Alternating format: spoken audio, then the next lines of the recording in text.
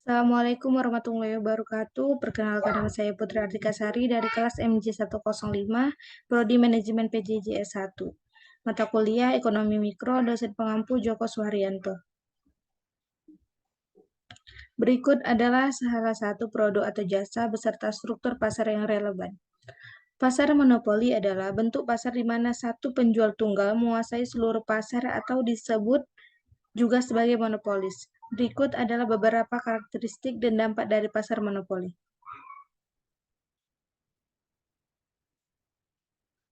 Karakteristik pasar monopoli. Hanya ada satu perusahaan. Pasar ini hanya memiliki satu produsen dan produsen tersebut dapat menetapkan harga produk yang akan dijual. Pasar monopoli mencakup semua unsur dari struktur pasar termasuk produksi, distribusi, dan konsumen.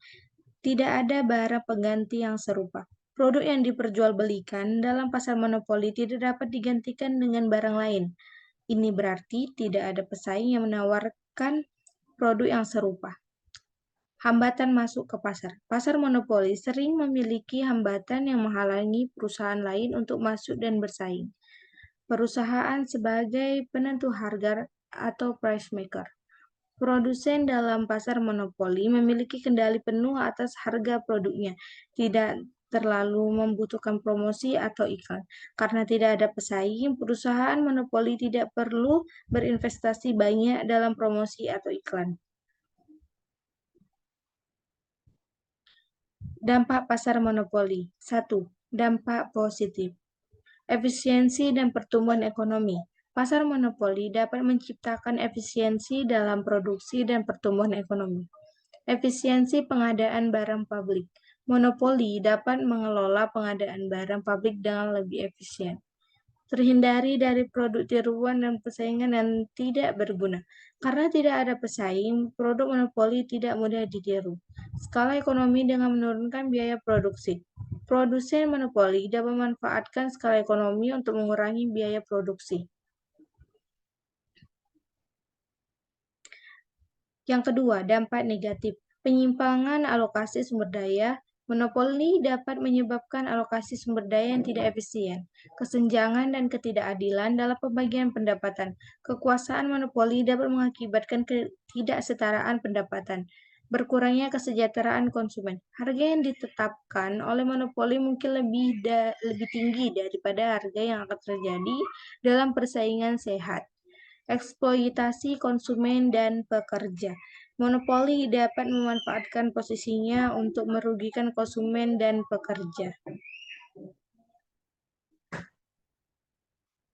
Dalam struktur pasar monopoli, terdapat satu penjual tunggal yang menguasai seluruh pasar. Berikut adalah beberapa contoh produk atau jasa yang berasal dari struktur pasar monopoli.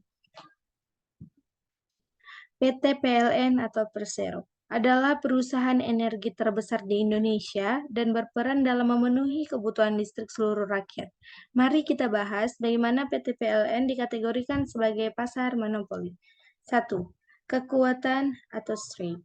Jaringan distribusi listrik yang luas dan terintegrasi. PT PLN memiliki jaringan distribusi listrik yang mencakup seluruh wilayah Indonesia. Monopoli sebagai penyedia listrik utama, PT PLN adalah satu-satunya penyedia listrik di Indonesia sehingga memiliki kendali penuh atas pasokan listrik. Yang kedua, kualitas layanan yang baik dan handal. PT PLN telah membangun reputasi sebagai penyedia layanan listrik yang handal, sumber daya manusia yang kompeten dan berpengalaman.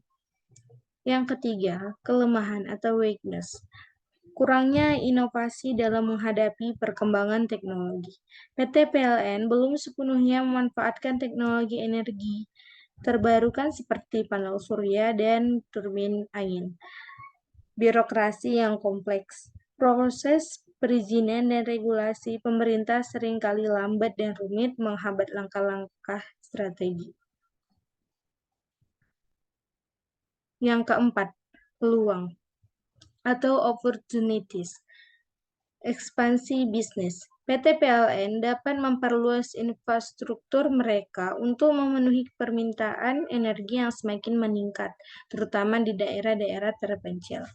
Pembaruan sektor energi. Langkah-langkah pemerintah dalam mempercepat pembaruan sektor energi memberikan peluang bagi PT PLN untuk berinovasi. Dalam situasi monopoli, PT PLN memiliki tantangan dan peluang yang unik. Meskipun memiliki kendala atas pasokan listrik, perusahaan ini harus tetap beradaptasi dengan perubahan teknologi dan memastikan efisiensi operasionalnya. Sekian itu saja hasil presentasi saya kali ini. Semoga bermanfaat dan terima kasih. Assalamualaikum warahmatullahi wabarakatuh.